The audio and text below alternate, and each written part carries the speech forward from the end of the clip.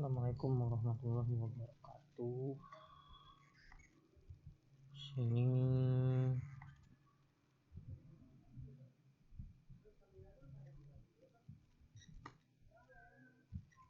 nama saya Ilham Akbar dari kelas A1 NIM 1177070040 dari grup 3 yang akan membahas tentang sinyal unit step. Sinyal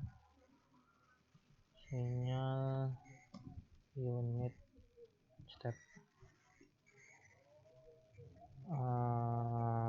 Jadi ini soal yang kemarin share kepada saya, karena saya kebagian dari grup 3, yaitu pembangkitan sinyal unit step. Untuk video saya akan membuat video yang pertama, video yang akan menjawab soal pertama atau soal A, dan video selanjutnya yaitu membahas soal B. Selanjutnya saya akan membuka MATLAB dan membangkitkan sinyal unit step. MATLAB.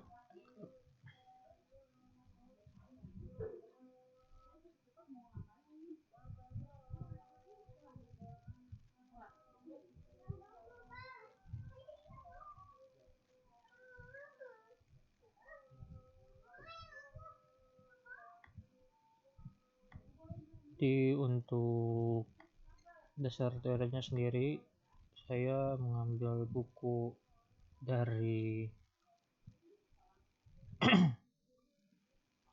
internet,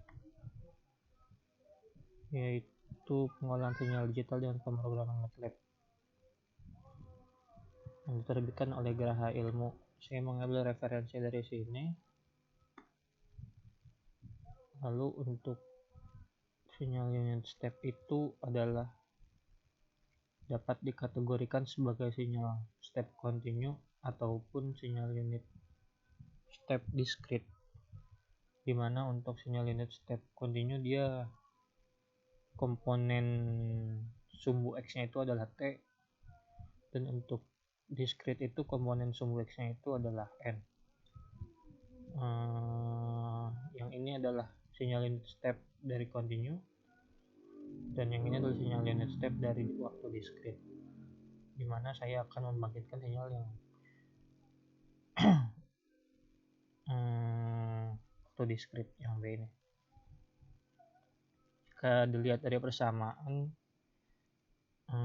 berarti dia akan bernilai 1 ketika n nya lebih dari sama dengan 0, dan dia akan bernilai 0 ketika n nya itu kurang dari 0.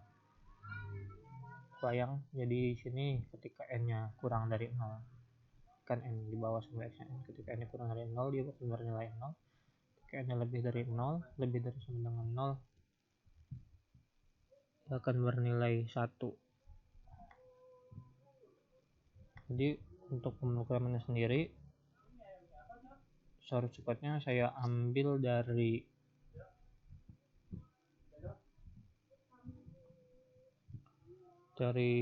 praktikum modul 3 percobaan 2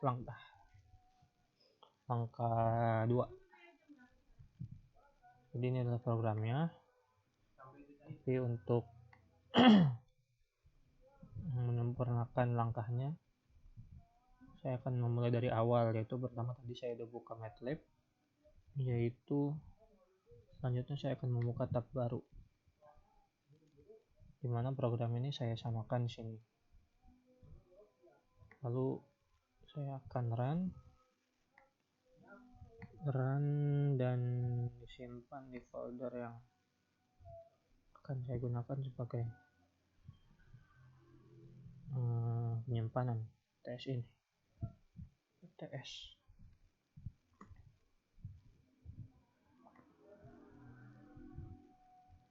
Ketika di run, dia akan muncul seperti ini. Dan untuk pembahasannya sendiri, Di sini ada sekitar 4 variabel yang dideklarasikan. Yang pertama K, N1, N2, N, dan X. Sekitar ada 3 variabel yang dideklarasikan. Lalu variabel-variabel inilah yang akan digunakan sebagai komponen untuk menampilkan sinyal dari unit step. Pertama itu variabel K. Variabel K di sini itu berguna untuk memulai, di mana sinyal unit step ini akan dimulai. Di sini dimasukkan 0. Di sini dimasukkan 0, lalu dia akan bermulai dari 0. Ketika ini kita akan rubah ke nilai misalkan 3, sinyal unit step akan bermulai di nilai 3. Nah, selanjutnya untuk N1 dan N2 ini adalah batas dari figur yang ditampilkan, dimana N1 ini min 5, ini min 5, dan N2 ini sama dengan 5, atau batas dari sumbu horizontal, sumbu X. Dan yang lalu untuk N-nya ini, nah ini adalah program yang digunakan untuk menjadikan batas. Kenapa? Karena pada sintaks selanjutnya itu stem N, X. Stem tampilkan dia dalam sinyal unit step dalam N, dimana N-nya ini adalah sumbu horizontal dan X-nya itu adalah sumbu vertikal. Jadi N terhadap X ya, N terhadap X. Jadi N ini dijadikan sebagai sumbu horizontal dan Xn-nya ini atau X atau sumbu vertikal.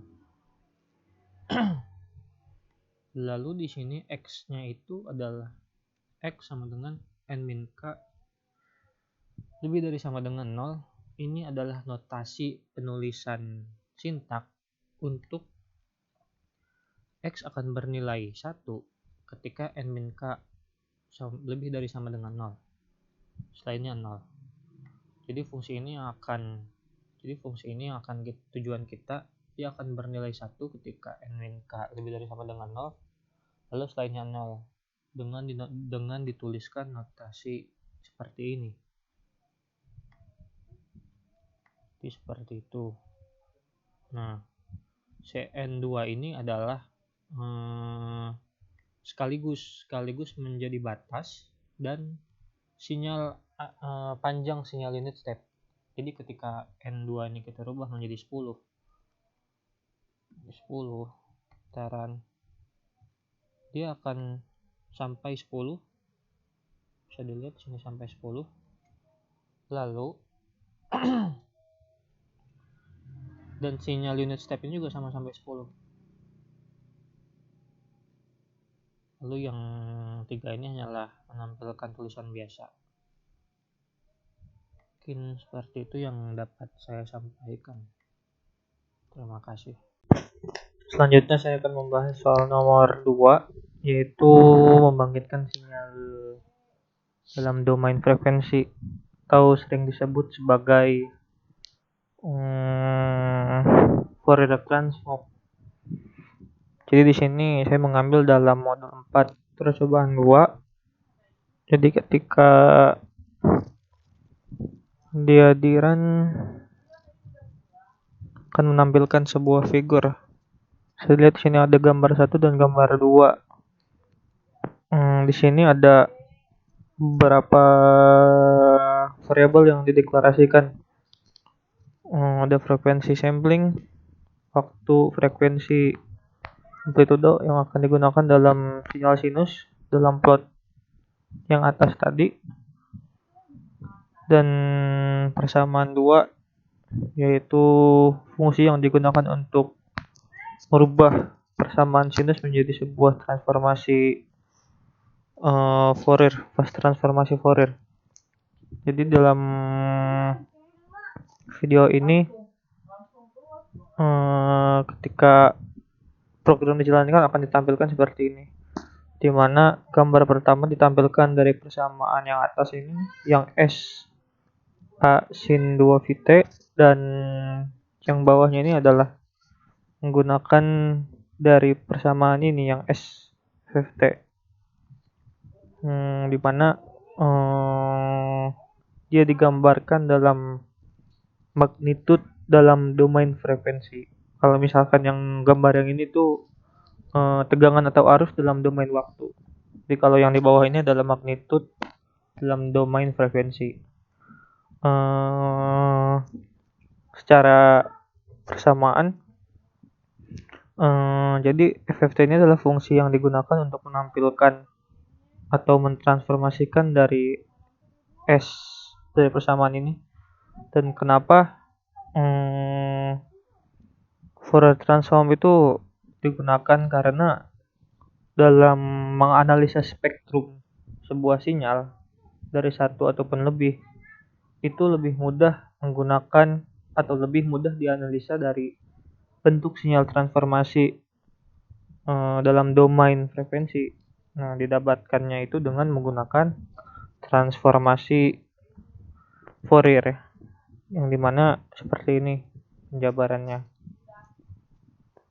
Mungkin seperti itu.